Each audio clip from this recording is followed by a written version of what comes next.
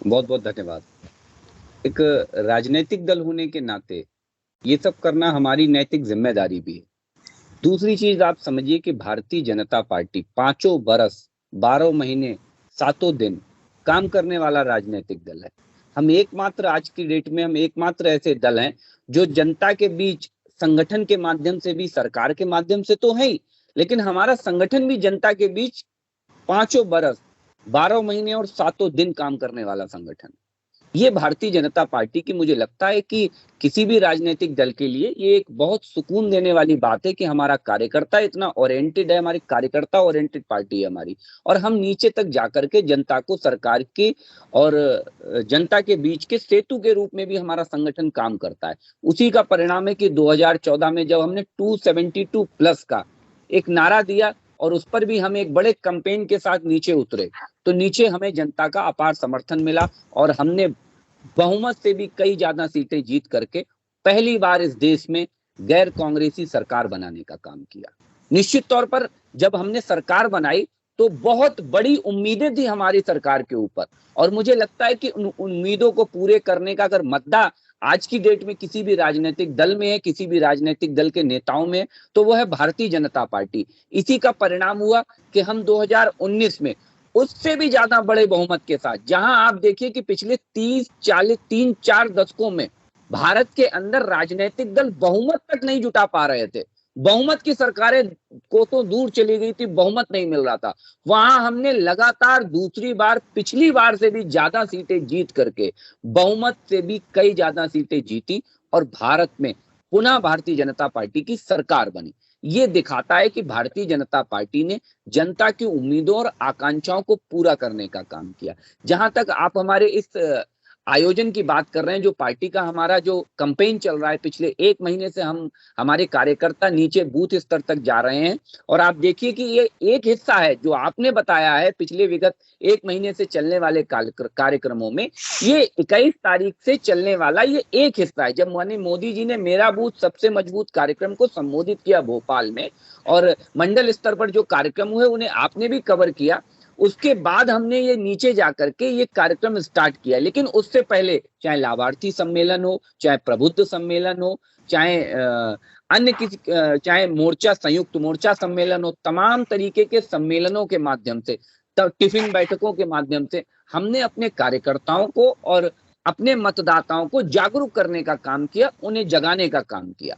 यही उसी का परिणाम है कि भारतीय जनता पार्टी जब भी चुनाव में जाती है तो विरोधियों के नीच पैरों तले से जमीन खिसक जाती है, क्योंकि उन्हें ये एहसास ही नहीं होता है, और तब तक भारतीय जनता पार्टी उनसे कोसों आगे निकल चुकी होती है। आपने भी जैसा कहा कि बहुत बहुत जगह तो बूथ कमेटियां भी नहीं बनी है, और भारतीय जनता पार्टी तो अपनी पहले की बूथ कमेटियों को सत्यापित करके, उनकी कमियां दुरुस्त करके नई कमेटियों तक का गठन कर चुकी है, और वहां आप देखिए कि अन्य दलों में आपको कमेटियां तक नहीं मिलेंगी। ये बेसिक रूप से काम करने की शैली है भारतीय जनता पार्टी की, जिसका परिणाम है कि हम हमेशा जब भी चुनाव होता है तो सामने वाला विरोधी बदलता है, लेकिन हम अपनी जगह बदस्तूर कायम होते हैं। हमारी लड़ाई कहीं कांग्रेस से होती है, तो कहीं बसपा से होती है, कहीं सपा से होती है, और कहीं टीएमसी से होती है, तो कहीं किसी और दल से होती है। लेकिन आप देखिए कि विपक्ष मुख्य लड़ाई अगर किसी से कहीं होती है तो सारे ही राजनीतिक दल भारतीय जनता पार्टी से लड़ाई मानते हैं। उसका कारण सीधा सीधा यही है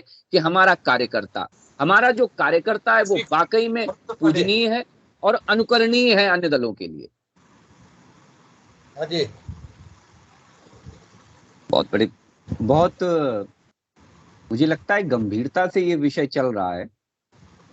2-3 चीजें बुनियादी तौर पे कहना चाहूंगा आपको। एक तो सबसे बड़ी बात, जिन्होंने किसानों पर गोलियां चलवा करके सैकड़ों किसानों की हत्या करवा दी हो, उस कांग्रेस को किसानों के ऊपर बोलने का अधिकार नहीं है। पहले तो ये कांग्रेस को अपने गिरेबान में झांकना चाहिए, उसके बाद दुनिया भर की बातें करनी चाहिए। तीसरी चीज, मुझे लगता है कांग्रेस के लोगों को मुझे एक चीज बतानी चाहिए, बहुत ईमानदारी से पूछना चाहूंगा।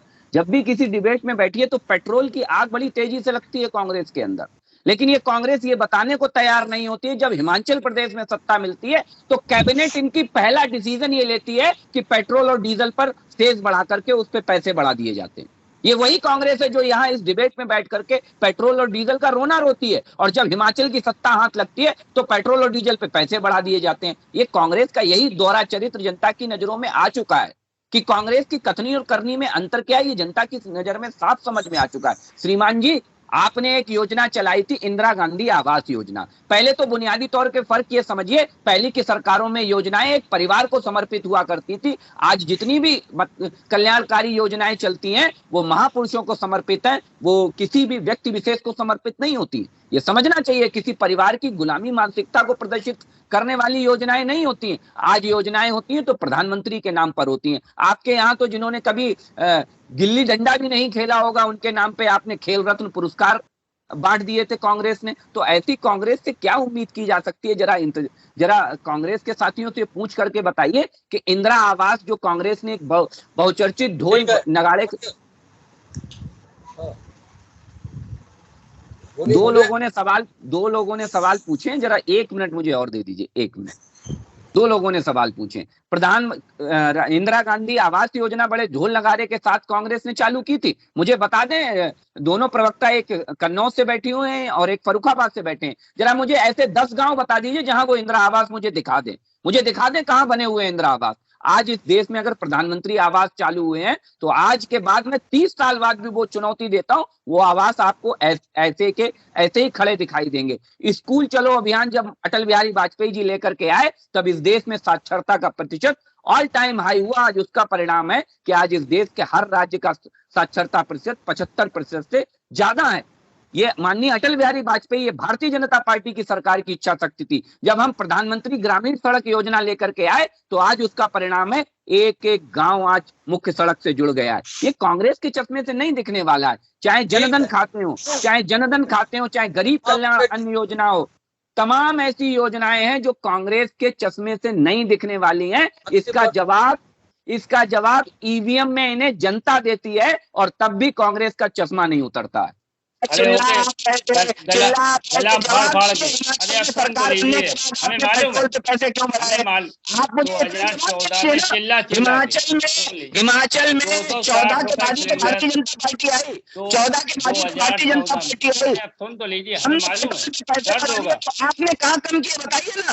आज अगर देश में सबसे ज्यादा पेट्रोल और डीजल की कीमतें हैं तो वो कांग्रेस शासित राज्यों में सबसे ज्यादा डीजल की कीमतें कांग्रेस शासित राज्यों में सबसे ज्यादा। 2014 में गला फाड़ के चीखने।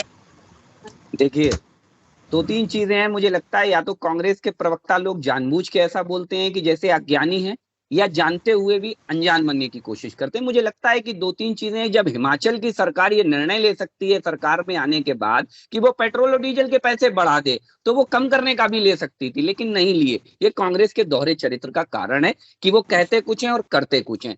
तीसरी चीज, मैंने इनसे सर 1 मिनट, मैंने इनसे बड़े सीधे शब्दों में 10 गांव पूछे थे, पूरा घुमा लाए लेकिन 10 गांव नहीं बता पाए। ये दिखा रहा है कि उनकी वो योजना कहीं है ही नहीं, बची नहीं। वो 85 पैसे जो भ्रष्टाचार के जेब में जा रहे थे वो कांग्रेस के लोगों ने मिल बांट के खा लिए, और जनता के हिस्से में वो 1 रुपए के 15 पैसे ही आए कांग्रेस के शासनकाल में। इसलिए वो योजना आपको दिखती नहीं है मैं जमीन पर, कारण उसका स्पष्ट रूप से। दूसरी चीज, जहां तक आप बहुत ईमानदारी की बात समझने का प्रयास करिए, कांग्रेस के लोगों के पास अब रसातल में न कार्यकर्ता बचा है न वोटर बचा है, दोनों का बहुत बेसिक रूप से अभाव है। यही कारण है कि वो चलाएं कैसे। वो मिस कॉल का हमारी मखौल बनाएंगे। वो हम अगर कोरोना काल में लोगों की मदद करेंगे, नंगे पैरों में चप्पल पहनाएंगे तो वो उसका मखौल बनाएंगे। हम अगर लोगों के घर घर जाकर के जनता को बताएंगे कि सरकार आपके लिए ये कर रही है, वो हमारा मखौल बनाएंगे। क्यों? क्योंकि इनके पास करने के लिए कुछ नहीं है, सिवाय बातों के,